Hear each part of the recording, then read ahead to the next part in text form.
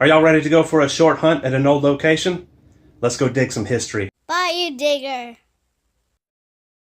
Somewhere around here.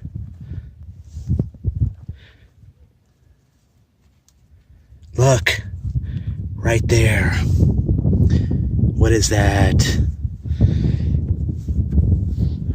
Yep, definitely a sharps. I find a few of these out here.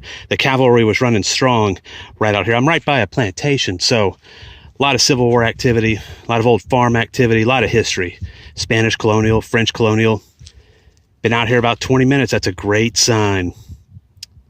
I'll let you know what else I find. This is where I'm detecting. Many acres to detect. Very strange sounds coming from those woods over there. Sounds kind of like birds and crickets together. Weird. Just found this spike. I'm nowhere near a railroad. This is way out here in the middle of this field. It's always a nice relic. It's pretty old, whatever it is. Don't know what it was used for. Could have been anything. I just dug this out, ringing up 83 on the AT Pro.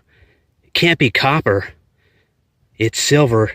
It could be a war nickel. I don't see a reeded edge. Let's see what it is together. Oh boy. What is it? It looks like a war nickel to me. That's weird. I've never had a war nickel ring up that high. Trying to get to the mint mark here. There's a mint mark. It's definitely a war nickel. Looks like it. Looks like P right there. Philadelphia Mint. Rang up really high, 83. But I will take that. Silver war nickel and a Sharps carbine bullet, all within 10 minutes. And within 10 feet of each other. I dug the bullet right over there. Let's keep going. Just got a modern bullet. Find quite a few of these out here.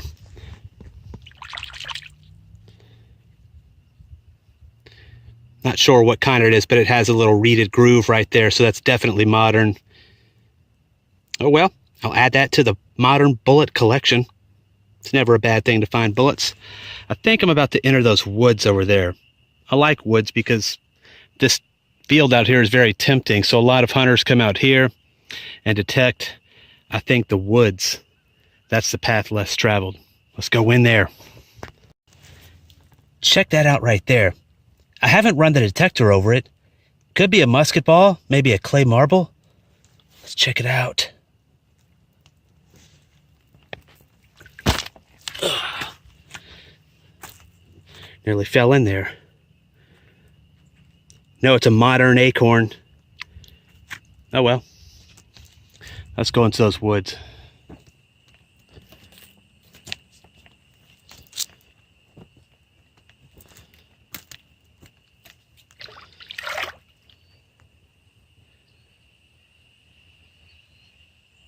Well, here we are to the woods. I've just been detecting out in this field for the last hour and a half, 2 hours. I just need to find a good entryway in here. It's still pretty thick, even in the end of December. I'll find a way somewhere.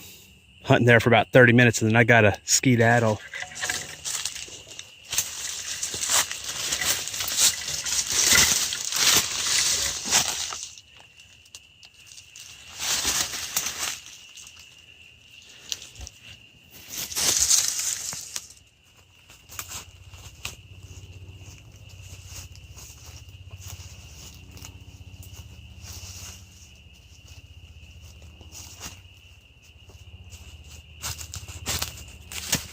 Been pretty difficult for Louisiana cane farmers this year because of all the rain we've been getting. They've had to hustle to get this harvested here. It's leaving these huge ruts in here. They'll probably come and flatten that out as soon as it all dries up, level it out.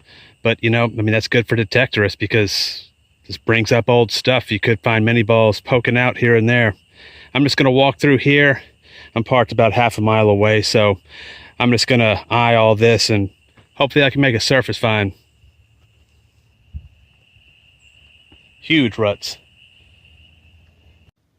Well, I'm back in from the hunt. I couldn't spend a lot of time out in those woods because it was so dense. I'm going to go back out there, though. I know there's stuff. I'm going to have to bring a machete with me. But I was out there about an hour and a half, 2 hours, and this is what I ended up with. I dug a lot of junk. This is some of the better junk right here. I got this old piece of iron. I'm not really sure if it's decorative or if it was used for some type of machinery. I don't know, but it's interesting. Got this old spike. Never know what this could have been used for, but it is pretty old.